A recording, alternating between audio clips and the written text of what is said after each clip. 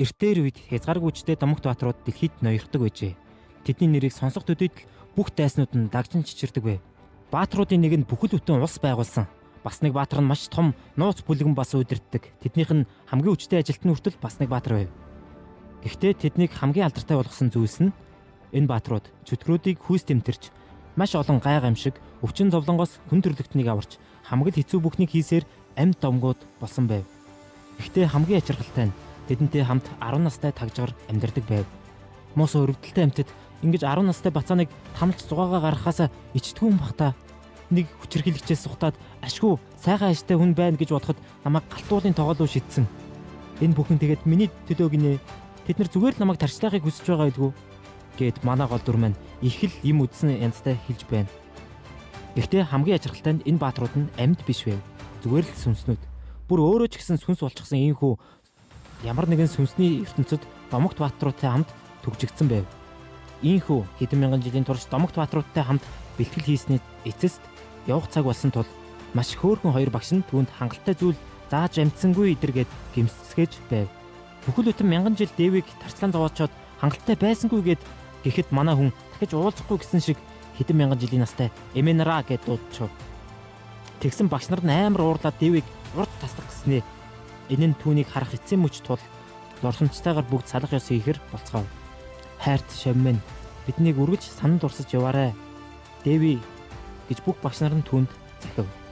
Бид дахиж уулзахгүй байсан дээр байлгүй дээ гэд Дэви өөрийн ертөнцийн руугаа буцав. Тэгэхээр та бүхэндээ маш сонирхолтой мэдээлэл туулгаж байна. Манай чанал одооноос хөөрхөн тийм манхуаны сайттай хамтарч ажиллаж байна. Энэ сайтад сонирхолтой манхуануудаар дүүрэн байд юм билээ. Тэгэхээр нэг сарын ирэх нь ердөө 5,000. Бараг дээрэн байгаа сте. Би л ихэд хувьдаа нэг чаптер орчуулах гэж бүтэн шүнжэнгөө суусан заяа. Энэ бол үнэхээр л их ажил байд юм байна лээ. Тэгэхээр хамгийн гол нь та бүхэн надаас дараагийн парт байна уу гэж асуухын оронд сайт руу ороод өгжлүүлээд уншиж болно гэхээр маш том боломж шиг санагдаж байна. Комент хэсэгт би линк оруулсан байгаа. Тэр линкээр орж эрхээ аваад манхуагаа уншаарай. Бас дээрээс нь нэмж хэлэхэд энэ сайтад нууц хэсэг байд юм билээ. Тэнд яг юу байдаг талаар би жагаа гэд найздаа судлуулахаар явуулсан л да. Гэтэл тэр бүтэн сар алга болоод би бүр гайхаж сосорсон чинь түүний аккаунт бүтэн сарын турш тэр нэмэх 18 гэсэн хэсгээс гараагүй байгааг олж мэдлээ л дээ. Бас энэ маш нууц хэсэг маань тусдаа төлбөртэй. Хэдгээж бас л 5,000. Хүн болгонд өөр ингэсэн сонирхдаг зүйл байдаг гэдэгтэй. Та бүхэн ч гэсэн өөрсдийнхөө сонирхлыг олно гэж найдаж байна. Дахиад хэлий заавал линкээр ороорой хөөрхнүүдээ. Ингээд бичлэглүүгээ оръё. Ингээд нүдээ арай ядан нээж байсан Дэви.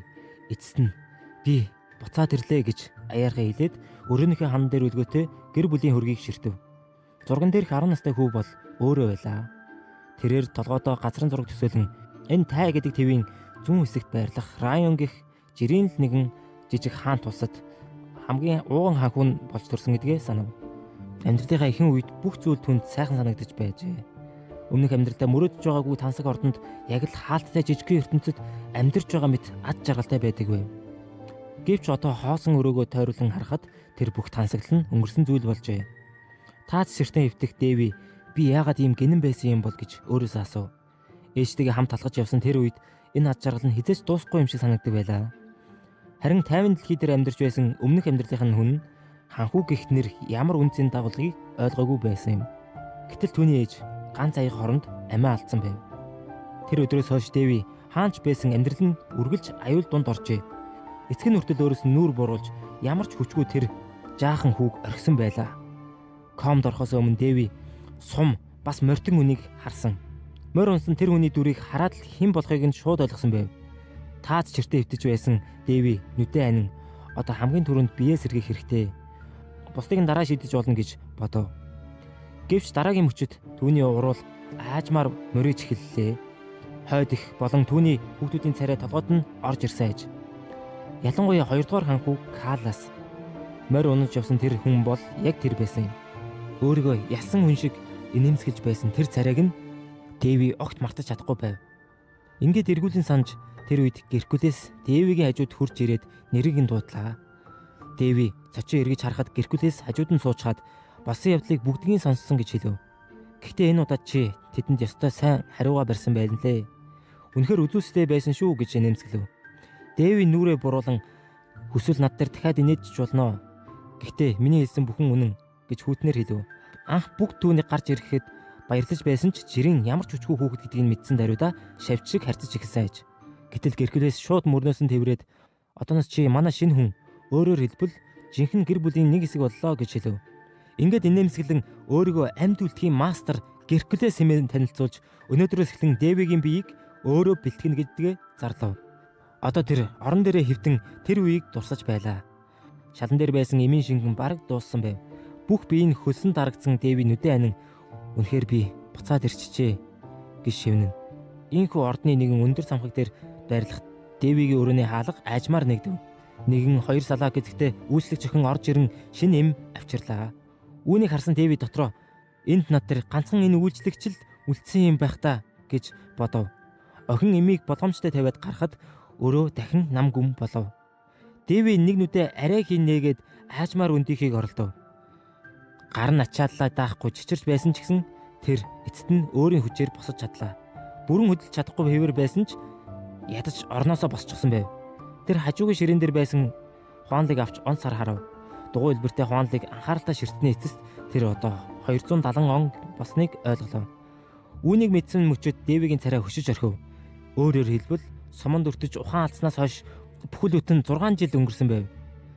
Түүний гар Хуанлыг чангатгав. Газар тусалж байсан цус нурууг нь нэвт сүлбсэн сум гинэт маш тод санагдав. Тэр агшинд нуруугаар нь хүчтэй өвдөлтгүйж уур хөлнгээс нь болж өсөн хүртэл босох шиг болов. Дэви уруулаа 100 Хуанлыг буцааж тавиад "Тэгэхэж ийм зүйл болохыг би зөвшөөрөхгүй. Тэхийн тулд аль болох хурдан сэргэх хэрэгтэй" гэж өөртөө хэлв. Тэр гараа ширтэн хэсэг бодсноо эхлүүлэх үү гэж өөрөөсөө асуулаа. Дараа нь нударгаа хатгах мөчөд түүний биеийг хар өнгийн энерги бүхэлд нь бүрхв. Дэви сэргийгч чадвараа ашиглахыг оролцсон хэрэг. Гэвч юу ч болсонгүй. Тэр гараа сунган дахин оролдоод дараа нь цочин хөшөв. Яагаад ажиллахгүй байгаа юм бэ гэж гайхсан байдалтай уулгалдлаа. Түүний толгойд баатруудын танхим дах дурсамж орж ирэв. Гарнаас нь гэрэл цацарж байгааг сэртэж байсан Дэвид "Нэгэн охин, чиний ариун хүч дундад төвшнийх байна. Мууч биш, бас гайхамшигтайч биш" гэж хэлж байлаа. Тэр охин бол гигантэн Дафне. Бурхтад хүртэл хүлээн зөвшөөрөгдсөн гэх түүхэн томогт эмэгтэй байв. Тэр Дэвид ариун хүчийг зааж өгсөн багш нь байв. Эхэндээ Дэвигийн чадвар үнэхээр муу байсан ч Дафнед тоосонгүй. Харин ч "Чамд боломж бий" гэж хэлэн сургасаар байжээ. Олон 100 жил сургагдсны дараа Дэви ариун хүчийг бүрэн эзэмшсэн байв. Гэвч одоо бодит ертөнцид буцаж ирээд чадвараа ашиглах гэсэн ч бие нь даахгүй байлаа. 6 жилийн турш Count байсан энэ бие нь бараг ажиллагаагүй болсон байв. Дэви гараа сунгасан чигээрээ хэсэг сууснаа. Ядаж өмнөх хүчнийхээ хэмжээнд хүрэх хүртэл хугацаа хэрэгтэй юм байна гэж шүд 100 хэлв. Хамгийн энгийн чадвараач ашиглаж чадахгүй байгаа нь түүнийг улам бухимдуулж байлаа. Тэр өдрөөс хойш өрөөндөө дахин ширгээх шид хэрэглэсээр байв. Гэвч амжилт гарахгүй болохоор Дэви толгоогоо унжуулан хүнчлөө чангатгаж "Хөдлөлтөө гуйж гэн" гэж өөртөө тушаав. Тэгтэл гинэт агаарт ариун гэрлийн далавч шиг дүрс гарч ирэв. Үүнийг харсан Дэвигийн нүүрэн дээр анх удаага жинхэнэ нэмсгэл тодорлоо. Тэр энэ боломжийг алдахыг хүссэнгүй. Өөрөө тэр чигтээ тод ногоон гэрлээр асаж тэнгэрийн элчийн өд мэт гэрлүүд шалан дээр унж эхлэв. Удалгүй Дэви орноосоо босон ширээгээ түшин дараа нь ханд налсаар урагш алхлаа. Тэгээд цонхон дээр очиод "Одоо бүхнийг айжмаар буцааж сэргэндэ" гэж шивнэв. Тэр үед салхи хөшгийг хийсгэн Дэвигийн үсийг намуухан хөдөлгөлөө. Дэви балкон руу алхан гарч тэнгэрт байгаа хурц нарыг ширтэв. Нүдээ анин "Нар үзээгүй үнэхээр уджээ" гэж хэлэхэд уруул дээр нь том нэмсгэл тодорлоо. Тэр хоёр гараа тэнгэр өөд өргөн баярснаа чангаар орилов. Яг тэр мөчөд өрөөндөө орж ирсэн үйлчлэгч охин цочсондоо тавхтай зүйлээ газар унгаачлаа. Дэви эргэж харснаа хөшөж орхив. Харин охин нулимсаа барьж ядан чичирсээр "Ханхүү" гэж дуудана. Үүнийг харсан Дэви шууд өвдгөн дээрээ суучгаад дотроо "Зүгээр л ахаад өгчмээр санагдчихээн" гэж боджээ. Удалгүй эмч Рамсе Дэвигийн цээжин дээр чагнуураа тавин зүрхийн цохилтын сонсоод "Биеийн байдал нь үнэхээр гайхмаар хурдан сайжирч байна" гэж хэлв. Дэви тайван инээмсэглэхэд өвгөн эмч баг зэрэг ухраад "Миний анзаараагүй өвдөж байгаа газар байна уу" гэж асуулаа. Дэви жаахан л ядраад байна гэж хариулахад Рамсе сахлаа илэн инээмсэглэв. Үүнийг харсан Дэви дотроо өмнөх Дэви бол энэ үгэнтэй их дээрэнгүй харьцдаг байснаа бодон баг зэрэг эвгүйцэв. Ямар ч байсан энэ хүн өөрийн байр сууриа мэддэг Рон хааны гэр бүлийн эмч хүн байлаа. Тэр үед 3 цочин өрөөнд орж ирэв. Дэви айжмаар толгоогоо эргүүлэн тэднийг харахад шаргал үстэй, шар даашин жумссан эмэгтэй хамгийн түрүүнд нүдэнд нь туслаа. Энэ бол Дэвигийн төрсөн эхийг хордуулж хатны байр суурийг эзэсэн одоогийн хатан Барита байв. Түүний хажуу зогсож байгаа хоёр хүүхэд жижигсэн эхтэйгээ адил харагдана. Ялангуяа энэ хүү Калас Дэвиг алах шахсан тэр хүн одоо хүртэл юу ч болоогүй мэд инээмсэглэлсээр байлаа. Барита сэнсээрээ нүрээ хаан чи үнэхэр төвхтэй амт юм а гэхэд Дэвич мөн адил тайван өнгөөр би өөрөө ч ингэж удаан амьд байна гэж бодоогүй гэж хариулв. Удалгүй Барита түүнээс чам руу сум харвсан үнийг харсан уу гэж асуув. Дэви нүрээ баг зэрэг буруулан сум гинэт хаанаас ч юм гарч ирсэн хэн байсныг харах боломж байгаагүй гэж хэлээд харин алуучныг барьсан уу гэж эсэргээр нь асуув. Тэрээр бүр гол буруутхан ямар ч шийтгэл авсныг үнэхээр сонирхож байна гэж хэлэхэд Каласын царай тэр дороо хөшиж орхилоо. Тэр хөлсөн цутгаж эхэлсэн ч Барита өмнөөс нь инээмсэглэн харамсалтай нь тэр хэрэг хитрхи хуучирсан болохоор алуурчныг олж чадаагүй гэж тайвнаар хэлв. Дэви нүдэ нарийсхан түүнлүү ширтэж байтал Рамсэ босож үзлэг дууссан гэж мэдэгдлээ.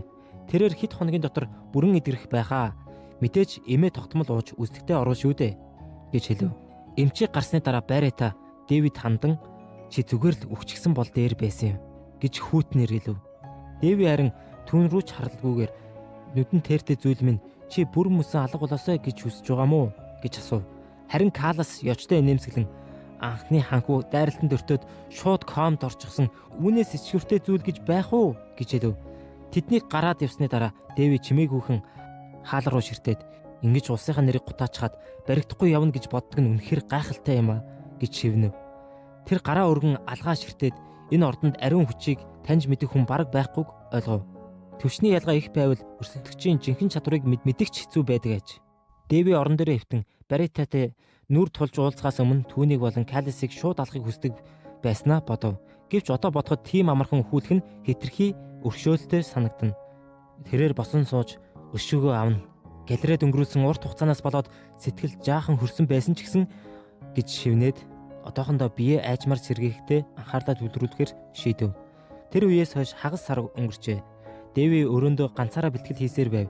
Ариун хүч сэргсэн цагаас хойш мана болон ариун энерги нь биеэр нь айжмаар нь тархан ажиллагаагүй болсон булчин мэдрэлийг нь сэргээж эхэлсэн юм. Эхэндээ ердөө сэргээх шид ашиглахад л хангалттай байлаа. Учир нь тэр хүний биеийг маш сайн мэддэг болсон байв. Некромансеруудын мэдлэг, эмчилгээний урлагийг бүгдийг нь сурсан Дэви хурууга дуурахад л цэвэршүүлэх шид итгэвчж ус түүний биеийг бүрхэн хөлс болон бохирлын шууд арилгав. Бэлтгэлээ дуусгасан Дэви шид гэдэг үнэхээр тухтай юм а гэж санаа алдтал Эми түүнийг дуудлаа. Үүжлэгч охин хоол барьчихсан орж ирсэн аж. Гэтэл Дэвигийн хүлээж байсан хоол үнэндээ хөгшин өвчтөнд зориулсан мэт маш бага амтгүй зүйл байв. Дэви жижиг ширээний ард суучгаад би өвчтэй болохоос шүдгөө өгөн биш шүү дээ гэж дотроо бодно. Эмч түүний царайг хараад айсан шинжтэй мөрөө авчин уучлалт гуйлаа. Харин Дэви хоолоо идэж эхлээд энэ хөрөхгүй юм байна. Дахиад 5-5-ыг аваад ир гэж хэлв. Удалгүй тэр бүх хоолыг ганцаархнаа дуусгачаад бүр инээмсэглэн үгүй 5ч багтах юм байна. 10-ыг авчир гэхэд Эми бараг л цочоод хөсчөв. Дэви хоосон тавг руугаа харан сэргээх шидээс болоод биеийнх нь бодисын солилцоо хит хурдтай болсныг ойлгов. Гидсэн дүүрсэн мэт санагдсан ч дараагийн мөчөд дахиад өсөж эхэлсэн байв. Тэр нүдэн анин өдрийн хоолоо хүлээж хөвцөр байгаад гинт гидсээ барин босож ууртаагаар ариун цэврийн өрөөлөө алхав. Түргэн нөхөн сэргэлтийн сул тал нь энэ аж. Хэсэг хугацааны дараа Дэви нүдний шил зүүчгсэн бичиг баримт хард суулаа. Тэр гинт хөмсгөө зангидан энэ арай дэндүү юм гэж шивнэв. Эми тэр дороо сандарч уучлалт гуйхад Дэви түн рүү хараад чи ямар нэг юм буруу зүйл хийчихсэн юм уу гэж асуулаа. Түүний гар дээр ордны санхүүгийн тайлан байв. Дэви хааны ордонд ийм зүйл болж байгаад итгэж чадахгүй байлаа. Бүр анхны ханхүү юу идэхээ хүртэл санаа зовох хэмжээнд хүрсэн инээдтэй хэрэг байлаа. Тэр Эмигээс одоо энэ ордонд хэдэн үйлчлэгч зарц үлдсэн юм бэ гэж асуухад Эми ичингүүрэн гараа өргөлөө. Өөрөөр хэлбэл тэр ганцаараа болжээ. Дэви таас ширтэн энэ бүх ажлыг чи ганцаархнаа хийсэн гэж үү гэж асуув. Шалан дээр ургасан хогийн урмал хүртэл харагдаж байлаа. Дэви дөнгөж сэрсэн хүн байж ийм аимшигтай байдалтай ордонд амьдарч байгаагаа хараад инээдэн ч хүрэх шиг болов. Тэрээр цаасаа доош тавин жилд хэдэн алт надад төсөөлдөг болсон юм бэ гэж асуухад Эми толгоогоо бүхэлгэн жилд 6000 алт гэж хариулв. Үүнийг сонссон Дэви Тэгээд одоо ердөө 10 алт үлдсэн гэж юу гэж гайхаа асуув. Эми чимээгүйхэн толгоогоо тохиход Дэви үргэлжлүүлэн энэ сард хэд ирсэн бэ? Хэрвээ мөнгөө зөв зарцуулсан бол хоолны асуудал гарах ёсгүй гэв. Эми тайлан руу хараад уг нь 500 алт ирэх ёстой байсан. Гэхдээ бидэнд 100 ч хүрэхгүйг нь өгсөн гэж аяархан хэллээ. Тэр мөчөд Дэви бүхнийг ойлгов. Тэд зүгээр л түүний мөнгийг идчихдэг байжээ. Дэви тэгээд Эми рүү харж "Тэгээ чи цалингаа бүтэн авч чадж байгаа юу?" гэж асуув. Гэтэл ийм зүйл асууна гэж бодоогүй Эми сандарсандаа амаа ангаалгасан ч хэсэг юу ч хэлж чадсангүй. Дараа нь хуруугаа оролдон байж "Би ер нь цалингийнхаа 3-ныхаа нэгийг л авж байгаа" гэж аяархан хариулв.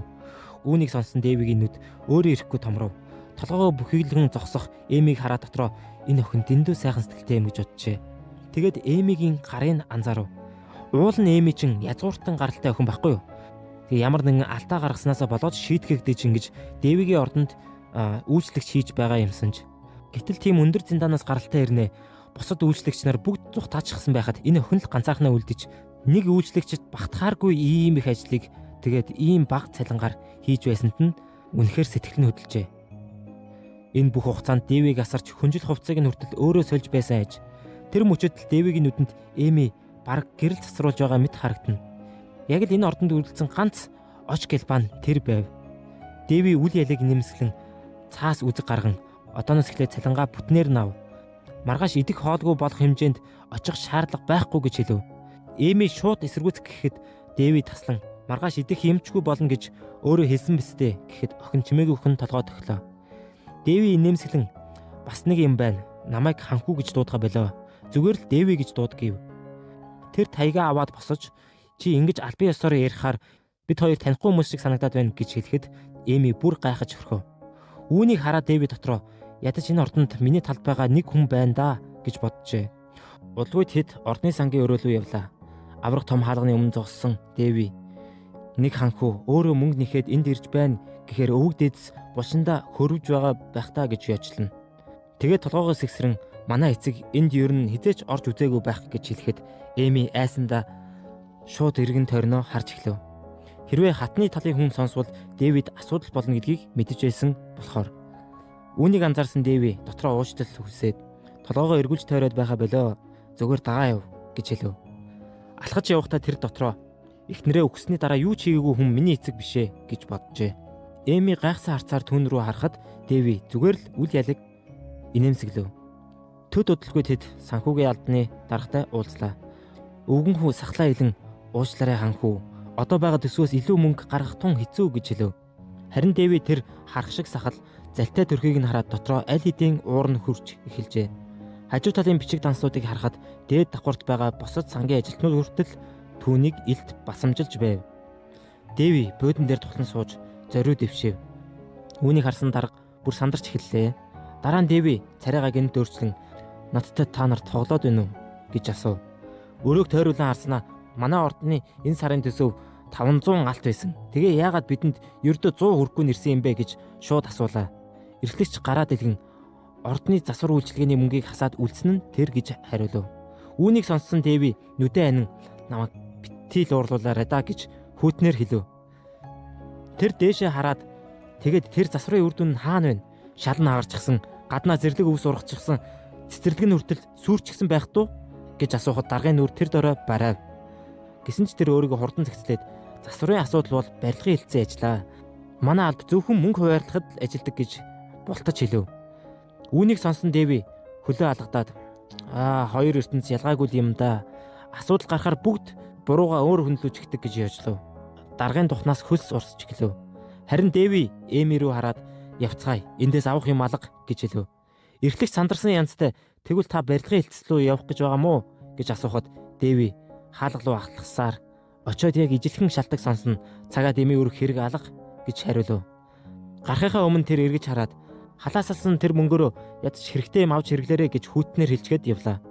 Коридороор алхаж байхдаа Дэви цонхоор ордон руу харан хязгууртнууд нь ийм байхад жирийн хүмүүс нь яаж амьдрдаг юм бол доо гэж боджээ. Тэгтэл Эми болгоомжтой төхөж ирээд түүнийг дуудав. Дэви эргэж хараад "Надад нэг сэлэм аваад ирдэ" гэв. Эми шууд гайхаж балмагдахад Дэви инээгээд "Санаа зовлтгүй, би хүн алахгүй" гэж хэлв. Гэвч охины царай огт тайвширсангүй. Дэви тэгээд сэлмээ эргүүлж тоглож байхдаа Би зүгээр л хүмүүс гэж үзэхээ болсон тэр новшиг жижиглэн хайна гэж инээмсэглэн хэлв. Түүний толгойд нэгэн бодол орж ирлээ. Хэрвээ одоо энэ байдалтайгаа ордны зарц нарыг хамаагүй алж хэлбэл юу болох вэ? Хариулт нь маш энгийн. Бүгд л ханхуу галзуурчжээ гэж хэлнэ. Тиймээс Дэви тийм яаруу хүн биш байв. Үсэн салхинд намуухан намран тэр тэнгэр өөд харав. Удалгүй аврах том зэрлэг гахаа цогцос. Газар саван унахад хажууд нь зогсож байсан Эми цочин "Энэ чи юу вэ?" гэж асуулаа. Хөлсөө арчиж байсан Дэви мөрөө авчаад "Зам дээр өвтөж байсан юм уу? Юу болсныг нь мэдэхгүй зүгээр л авчирчлаа" гэж хэлв. Эми түн рүү ухасхийн ирээд "Үгүй ээ, тэгснээс намайг алчих" гэд бараг уйлан хэлв. Нүдэмсээ арай эдэн барьж байсан охин ханхуугийн гар амтны цуснд бодогдох эсгүй. Бүр өөрөө бүх махаа эвдэж болохгүй шүү дээ. Гараа гимтээчгүй яах юм гэж сандарсан янзтай хэллээ. Үүнийг сонссон Дэви инээдэ барьж ядан утгаа гарган харж байгаа хүн байхгүй болохоор асуудалгүй дээ гэж хэлээд шууд арсыг нь өвчөж эхлэв. Арай зэрлгүй юу. Тэр дотроо хаантай уулзах хүсэл тавьсан ч төрийн ажил ихтэй гэсэн шалтгаан сонсоод татгалзсан тухай бодов. Энэ хооронд Барета Дэвиг дахин устгах төлөвлөгөө гаргаж байсан ч тэр нэг зүйлийг огт мэдээгүй. Одоогийн Дэви бол Геркулесийн өөрийн гараар сургасан амьд үлдэхийн мастер байлаа.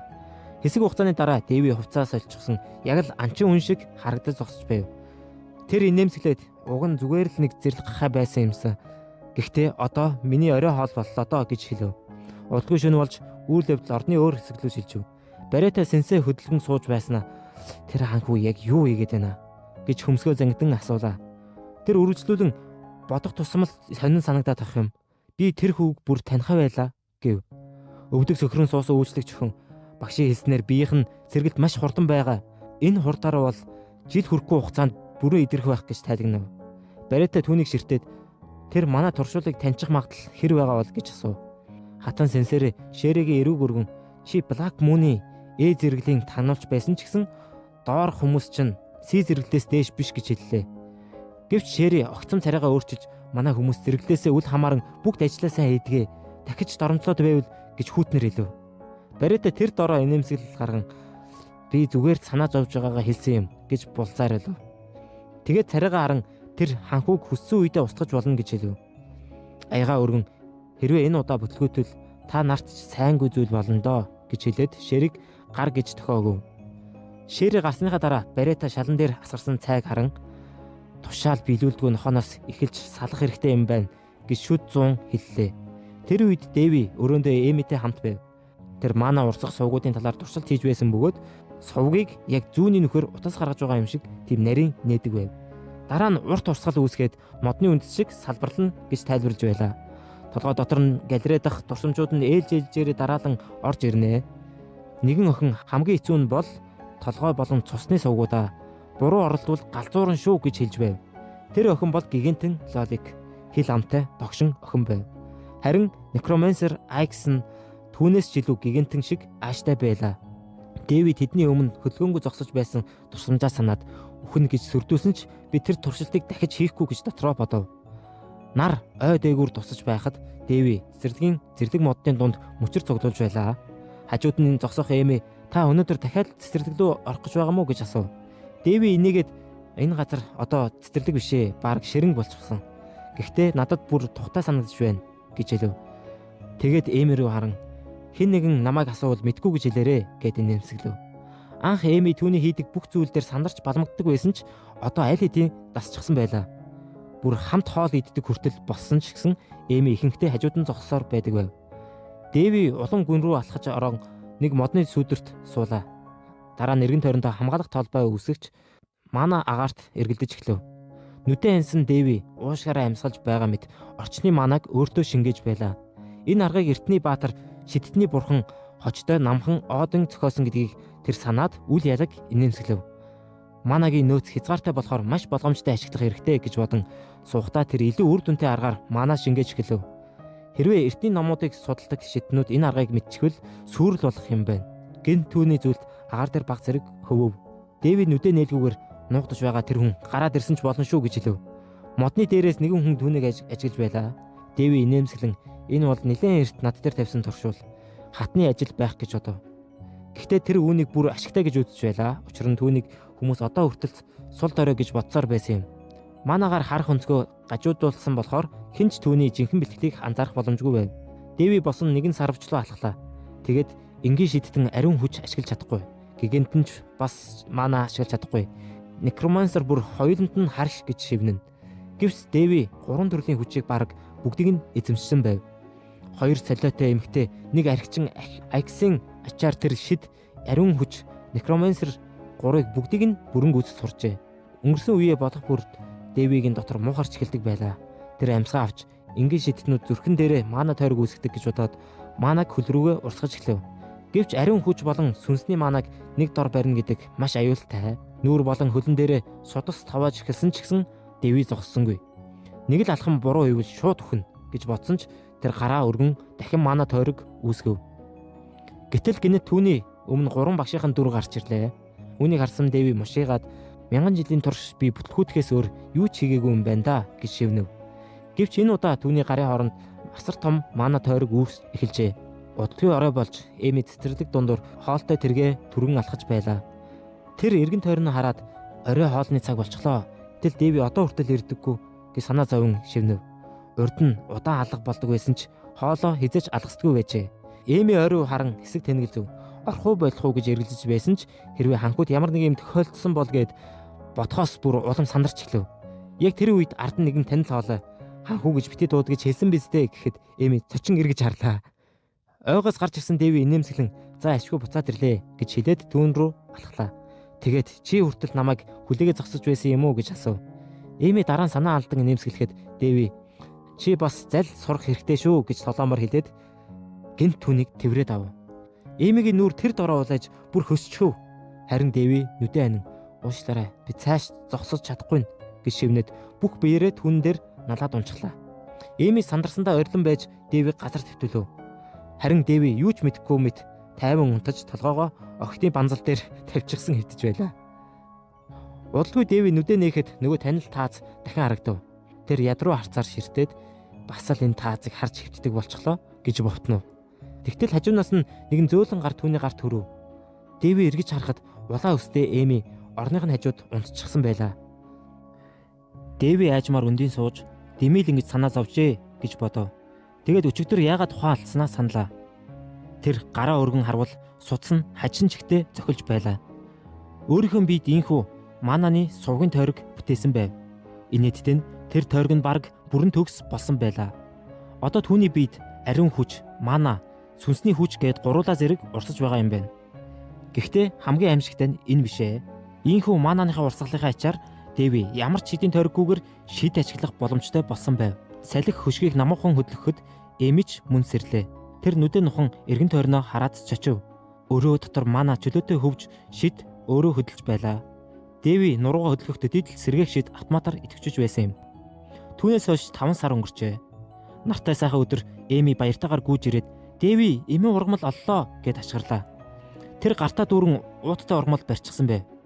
Дэви үүнийг хараад санаа намарч ойрын хэд хоногийн хоол болчихлоо гэж инээмсэглэв. Эми бүр догдолчихсан. Бараг гайхамшиг шүү. 3 сарын өмнө бид хоёр өөрсдөө ургамал түгээ явж байсан штэ гэв.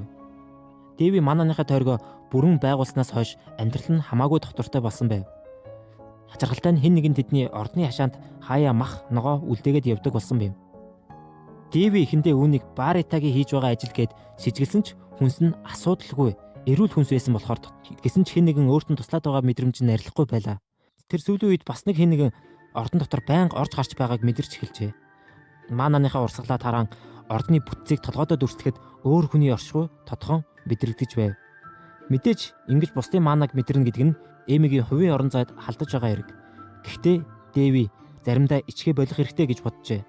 Тэр нүдэ нээн үл ялыг инээмсэглэхэд Эми дахиад хоолны асуудалгүй боллоо гэж баяртайгаар хэлв. Дэви толгой төхөн сайн байна. Хоолоо сайн идээрээ удахгүй зочид ирнэ гэв.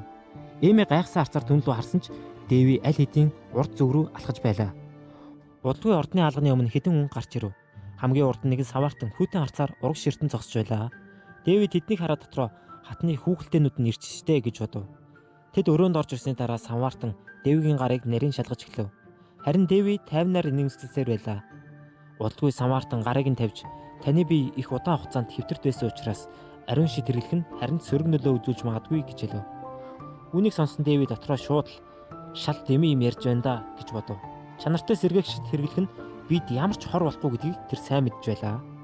Гэвч Самарта өөрийгөө их мэдгч мэт үргэлжлүүлэн ариун хүч хэрхэн ажилдгийг мэдэх нь Самартны үүрэг. Анхүү хүн ч гэсэн ийм зүйлсийг ойлгодог байх хэрэгтэй шүү гэж сахлаа илэн инээмсэглэв. Яг тэр үед Эми өрөө рүү яаран орж ирээд "Бүрк" гэж сангаар дуудав. Тэгээд Самартанд ууртаа хараад "Та яаж ханхүүгийн өмнө ийм юм ярьж чадж байна?" гэж хэлгээд Самарта шууд царайгаа өрчлөө. Тэр Эмиг хүчтэй алгадаад "Чам шиг зарц над шиг хүнийг заах хэмжээнд хүрчихсэн юм уу?" гэж хашгирна. Өрөөнд дотор цаг тасралтгүй тик так хийн дуурсаар айж цэцэрсэн Эми нүрээ буруулахад Бүрк ёчтой инээмсэглэн "Ханхүү минь, таны зарцнаар ингэж ярьж байвал нэр хүндэд чи муу шүү" гэж хэлв. Эми айдас өвдөлтөөс болж чичирж байсан ч тэр навш инээмсэглсээр байлаа. Бүр Эмигийн эрэг үргэн "Чи өстой хөөхөн зарц биш үү?" гэж шивнэв. Үүнийг харсан Дэви хүнжлөө чангатглаа. "Бүрк юу ч болоогүй мэт. Та одоо алхаж чаддаг болсон юм чин хаяа гадаа гарч салхилж байгаарай" гэж хэлээд үслэг дууссаныг мэдэгдэв. Дэви хүүтэн харцаар түнлүү ширтээд "Үслэг дууссан бол явж болно. Дараагийн уулзалт хагас сарын дараа" гэж хэлв. Эми чимээгүй толгой дохин тэднийг үдэж гаргахаар боллоо. Гэвч хацар дээр нь алганы ором тод үлдсэн байв. Бүрк сэтгэл хангалуун инээмсэглэн гарч явхад Дэви юу ч хэлэхгүй цонх руу харав. Тэгээ яг тэр мөчид түүний дотор ямар нэгэн зүйл бүрэн хөрчих шиг боллоо. Тэр мөчид коридорын ханд жижиг ан цав үүсэж эхлэв. Өрөөний агаар хүртэл хүүт таасан мэт санагданаа. Дэви өөрт нь яг юу мэдрэгдээд байгааг үгээр хэлж чадсангүй. Энэ уур байсан уу? Эсвэл бүр өөр зүйл үү? Галерейд өнгөрүүлсэн тэр урт хугацаа түүнд дэндүү их нөлөөсөн гэдгийг Дэви өөрөө ч мэдж байв. Нэг удаа гигантын түүнд "Хэрвээ чи уураа дарж сурахгүй бол хүн биш зүгээр л нохоо эсвэл гахай болно" гэж хэлж байсан юм. Гэхдээ Дэви үүнтэй санал нийлэхгүй байлаа. Түүний бодлоор уур бол хүчний их үүсвэр, хөгжих түлхүүр байлаа. Удалгүй тэр урт сэлэм барьчихсан коридороор аажмаар алхаж эхлэв. Зам таарсан зарцснаар айсандаа хөшчихсэн байлаа. Үснийхэн доороос хачин инээмсгэл тодорч Дэви дотроо "Хэрвээ бухимдал хөгжлийн суурь юм бол уур бол хөдөлгүүрнэ гэсэн үг" гэж бодов. Түүний ард хид хідэн цогцос аль хэзээ хитэж байлаа. Энэ хооронд Бүрк Эмиг ханд шахчихсан. "Ханхүүгийн аим одоо миний гарт байгаа гэдгийг битгий мартаарай" гэж шивнэн инээж байв. Тэр бүр "Дэви бол зүгээр л хэрэггүй ханхүү. Түүнийг алвал хатан хаан ч гэсэн намайг магтах байх" гэж хэлээд улам даварч эхэлжээ. Айсандаа чичирж байсан Эмиг хараад Бүрк "Энэ улсад намайг шийдэж чадах хүн байгаа гэж бодоо юу?" гэж бардам хэлв. Тэгээд гараад илгэн "Хатан бариата надгүйгээр юу ч хийж чадахгүй. Би бол ариун улсын төлөөлөгч, Прягийн ариун Самартан" гэж инээв. Яг тэр үед цонхны тавсан дээр сууж байсан Дэви ёчтой инээмсгэл гаргалаа. "Бүх зүйл ёстой таарад ирлээ дээ" гэж шивнэхэд Бүрк айсандаа эргэж харлаа. Дэви аажмаар босон "Надад ердөө чамааг хөнөх шалтгаал хэрэгтэй байсан юм" гэж хэлв. Дараагийн мөчид сэлэмнийх нь нэр нь агаарыг зүсэж Эмигийн урдуур өнгөрөн Бүркийг газар шидчихв. Дэви охиныг биеэрээ хаачгаад хааны гэр бүлийг доромжсон хүнийг ямар шийтгэл хүлээдэг вүлээ гэж тайван асуулаа. Бүрк шүдэ зүүн "Чи боломжгүй. Чи яаж" гэж орилон босох гэсэн ч Дэвигийн сэлэм нь аль хэдийн нүүрэн дээр нь тулчихсан байв. Дэви хүүтнэр "Тийм болохоор л чи доод түвшний Самартан хിവэрэ байгаа юм. Би чиний тэр заваан ариун шидийг хизээч хэрэглэхгүй" гэж хэлв. Эми айсантаа хөлсөн цутгаж шийтгэлийг нь хэлэх гэж оролдож байтал Дэви түүнийг дахин давтуулах хэрэггүй гэж харцаараа ойлгууллаа. Дараагийн агшинд сэлэм нэг л хөдөлсөн. Бүркийн толгой тасарч цус цэвэрхэн шалан дээр тусалж эхлэв. Өрхөж байгаа Бүрк хоолоогоо дарсаар "Хатан" гэж бувтнахад Дэви түүн рүү ямар ч сэтгэл хөдлөлгүй харан "Хатан хаанч ариун уус ч гэсэн асуудлыг зүгээр өнгөрөөхгүй нь мэдээж" гэв. Тэгээд инээмсэглэн "Сануусан баярлаа" гэж хэлээд шууд л толгойг нь тас цавчив. Оройн нар өрөөг улаанаар бодож байхад Бүркийн тасарсан толгой шалан дээр өнхөрч байлаа. Удалгүй байраатай орилсоор өрөөнд орж ирээд "Чи бүр галзуурчихсан байна" гэж ашиглалаа. Тэр Дэвиг алгадахад хүртэл Дэви хөдөлсөнгүй. Харин бариатай шүдэ 100 ариун улсаас ирсэн гигэн Самартныг алчглаа. "Чи ухаанаа алдсан байд" гэж орилов. Дэви 50 өнгөр "Тэр миний аминд занс хийсэн. Би зүгээр л хуулийг дагсан. Юу нь буруу байгаа юм" гэж асуулаа. Бариата ууртаагаар сэнсээ цаван "Бити жүжиглээд бай" гэж хашгирсан ч Дэви хүүтэн харцаар "Надаар бити тоглол. 6 жилийн өмнө намайг алах ордлого гарснаас хойш энэ ордонд хууль журам гэж байдгүй болчихжээ. Тэр үед хаан хүртэл дуугүй байсан. Гэтэл хааны гэр бүлийг доромжилсан урагчийг цаазалсан намайг одоо буруутгаж байгаа нь инээдтэй биш гэж үү гэж хэлв. Бариата шүтээ хавиран чамд нотлох баримт байхгүй гэж орилоход Дэви ёжтойгоор инээмсэглээд тэгээд хизэнээс хааны гэр бүлийг доромжилсан новчнуудыг зүгээр өнгөрөөдөг болсон юм. Би өөрөө нотлох баримт нь байна гэж хариуллаа. Барита бүр галзуурах шахан чи хааныг нэр үндэд халтаж байна. Одоо ариун улсаас эсэргүүцэл ирнэ. Чи энэ бүхнийг яаж хариулах юм гэж орилов. Гэтэл тэр гинэт Дэвигийн ээжийг доромжилж эхлэв. Чи ихтэйгээ адилхан тэнэг болж өссөн байна. Гэх тэр мөчөд өрөөний агаар өөрчлөгдлөө. Дэвигийн биеэр асар их хүн даралт цацарч эхлэхэд Баритагийн царай цонхив. Дэви толгоогоо баг зэрэг өргөн. Хүүхдийнх нь өмнө эцэг эхийн доромжлох маш муухай зам биш гэж юу гэж намуухан хэлв. Барита айсандаа газар суучглаа. Дэви суудлаасаа босон хутга гаргаж ирэхэд хааны хамгаалагчид тэр дороо зэвсгээ суглан хатны урд зогсов. Гэвч Дэви инээмсэглсээр байлаа.